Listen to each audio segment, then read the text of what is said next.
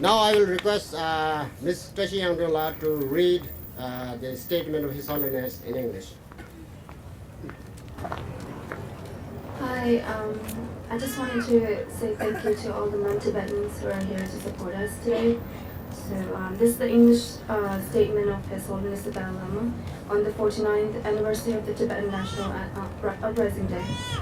On the occasion of the 49th anniversary of the Tibetan people's peaceful uprising in Lhasa on March 10, 1959, I offer my prayers and pay tribute to those brave men and women of Tibet who have endured untold hardships and sacrificed their lives for the cause of the Tibetan people, and express my solidarity with those Tibetans presently undergoing repression and ill treatment. I also extend my greetings to Tibetans in and outside of Tibet, supporters of the Tibetan cause and all who cherish justice. For nearly 6 decades, Tibetan in the whole of Tibet, known as the Chokha Sum, Utsang, Kham, and Amdo, have had to live in a state of constant fear, intimidation, and suspicion under Chinese repression. Nevertheless, in addition to maintaining their religious aim, a sense of nationalism, and their unique culture, the Tibetan people have been able to keep alive their basic aspiration for freedom. I have great admiration for the special characteristics of the Tibetan people and their indomitable courage. I am extremely pleased and proud of them. Many governments, non-governmental organizations, and individuals across the world, because of their interest in peace and justice, have constantly supported the cause of Tibet. Particularly during the past year, governments and peoples of many countries made important gestures that clearly express their support to us. I would like to express my gratitude to every one of them. The problem of Tibet is very complicated. It is intrinsically linked with many issues: politics, the nature of society, law and human rights, religion, culture and identity of the people, the economy and the state of the natural environment. Consequently, a comprehensive approach must be adopted to resolve this problem that takes into account the benefits to all parties involved, rather than one party alone. Therefore, we have been firm in our commitment to a mutually beneficial policy, the middle way approach, and have made sincere and persistent efforts toward achieving this for many years. Since 2002, my envoys have conducted 6 rounds of talks with concerned officials of the People's Republic of China to discuss relevant issues. These extensive discussions have helped to clear away many of their doubts and enabled us to explain our aspirations to them. However, on the fundamental issue, there has been no concrete result at all. And during the past few years, Tibetans have witnessed increased repression and brutality. In spite of these unfortunate developments, my stand and determination to pursue the middle way policy and to continue our dialogue with the Chinese government remain unchanged. A major concern of the People's Republic of China is the lack of legitimacy in Tibet. The principal way to lend weight to their position is for the Chinese government to pursue a policy that satisfies the Tibetan people and gains their confidence. If we are able to achieve reconciliation by treading a path of mutual consent, then, as I have already stated many times, I will make every effort to win the support of the Tibetan people. In Tibet today, due to the Chinese government's numerous actions, driven as they are by lack of foresight, the natural environment has been severely damaged. And as a result of their policy of population transfer to the non-Tibetan population has increased many times, reducing native Tibetans to an insignificant minority in their own country. Moreover, the language, customs, and traditions of Tibet, which reflect the true nature and identity of the Tibetan people, are gradually fading away. As a consequence, Tibetans are increasingly being assimilated into the larger Chinese population. In Tibet, repression continues to increase with numerous, unimaginable, and gross violations of human rights, denial of religious freedom, and the politicization of religious issues.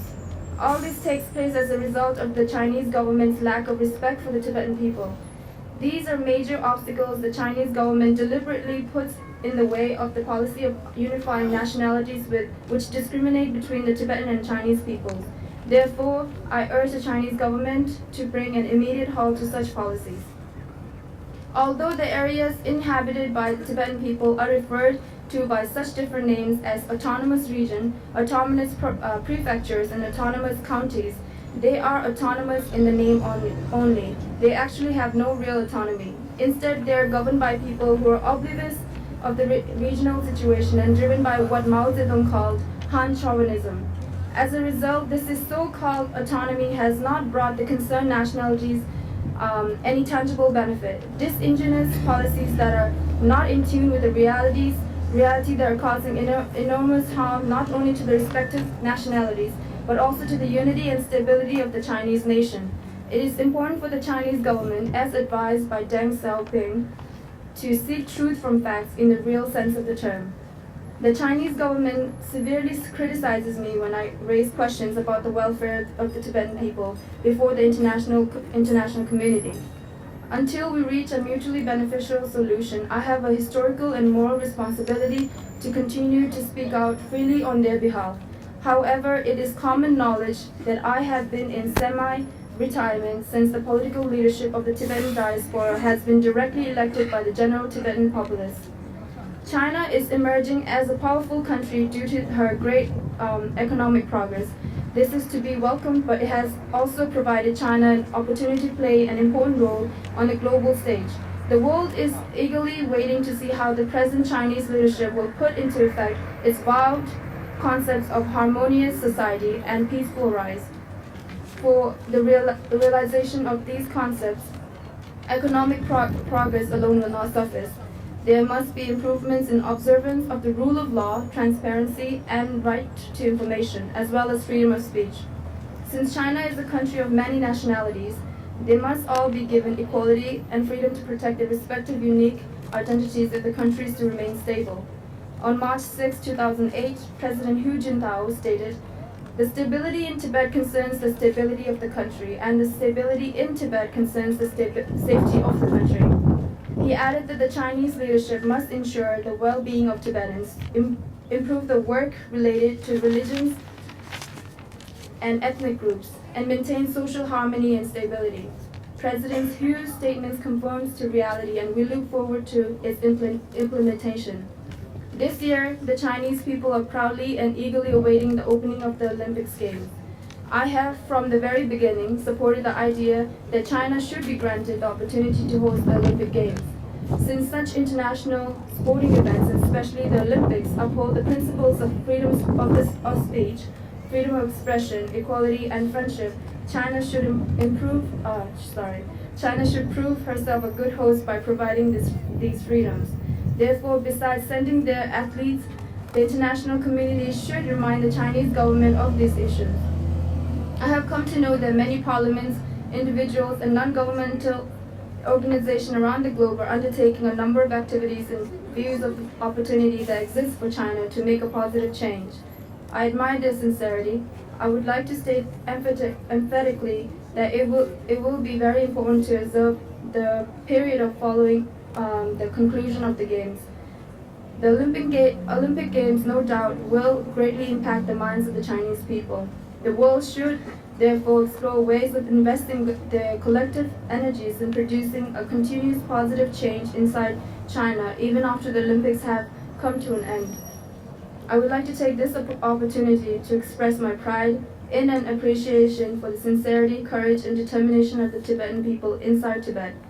I urge them to continue to work peacefully and within the law to ensure that all the minority nationalities of the People's Republic of China, including the Tibetan people, enjoy their legitimate rights and benefit.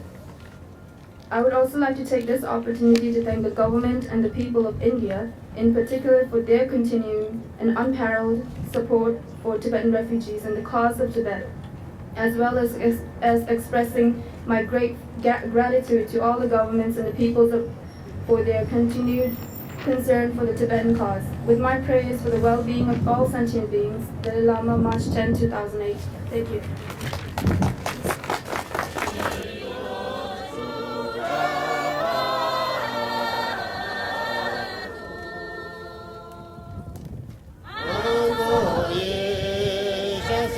Lama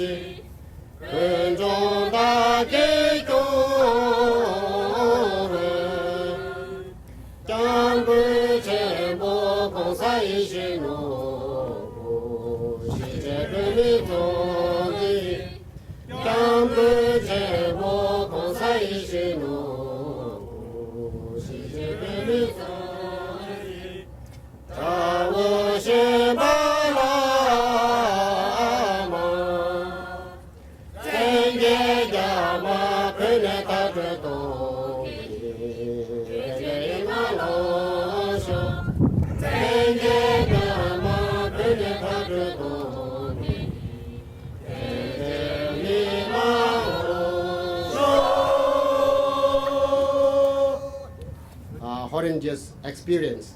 Dr. Yang Jr. Thank you. Thank you, Prima. Free Tibet! Free Tibet! Free China! Free China! Today, I bow my head in the memory to those brave Tibetans who sacrificed their lives 49 years ago in the great Tibetan uprising against unjust, cruel rule of the Chinese government. Today here, in front of the Massachusetts State House, where we all can speak freely, I thank you, Pima and Tashi, and all the members of the Tibetan Association for this wonderful opportunity to talk about our shared ideas and our passionate commitment, the ideas and commitment that move us toward the freedom of religion, the freedom of speech, the right of self-determination, and the human rights to all people who live under the rule of the Chinese government. We have worked together in years past to reach a depth of mutual understanding and mutual trust, which is valuable to all of us. Those who know me know that I have been away for more than 5 years from Boston. I was imprisoned in China. I recently returned to the United States, and my first anniversary of freedom will be April next month. It is wonderful to be at home and with you again all together.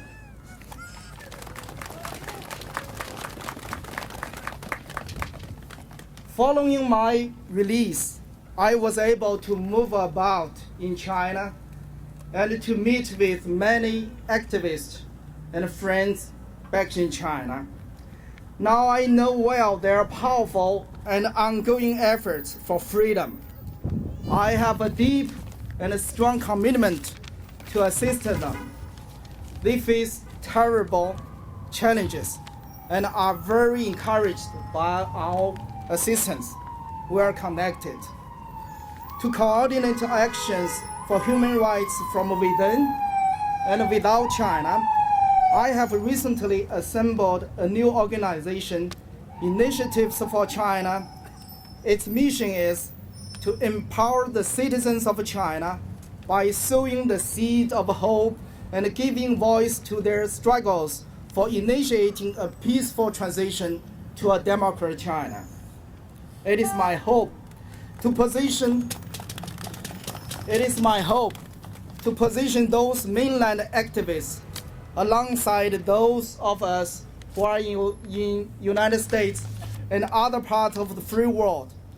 Initiative for China will be the means to bring together activists everywhere who are working for democratic China This is the year, this is our time for energetic outcries and for the very things which are guaranteed in the Chinese Constitution, such as genuine autonomy for Tibet. Look at this record. More than a million Tibetans have been killed in nearly 60 years of Chinese government rule in Tibet. More than 6,000 monasteries destroyed, thousands in prison, hundreds still missing. It has come once again a time for each of us to test our conscience. We must ask and answer the question, how much more we can tolerate. With Beijing Olympics less than 6 months ahead, China hasn't proved, as His Holiness Dalai Lama is hoping, a good host of the Olympics by providing the freedoms the spirit of the games signify. In mainland China, thousands of political prisoners, the prisoners of conscience, are being kept in prison. Many Falun Gong practitioners have been killed in the past 10 years. And hundreds of thousands more are being persecuted for no reason other than speaking out their conscience, speaking out their mind, and worship in the way they please. So how much can we tolerate? I think it's time for us to speak out. Our silence will send a sound message to the Beijing regime. This message will haunt for us in the future. As Martin Luther King told us many years ago, in the end, what we can remember will not be what our enemies said, but the silence our friends. With the Olympic spotlighting the actions of the Chinese government this year, with the 20th anniversary of Tiananmen Square massacre and the 50th anniversary of the Tibetan Uprising next year, the issues of human rights are front and center. Our needs are understood. Our goals are seen and heard more than ever. Years ago, I was honored to meet with His Holiness the Dalai Lama. It has been my pleasure to coordinate my efforts with those of His Holiness. It is good to have a shared goal now, today. Today, a great walk to Tibet is beginning in Dharamsala.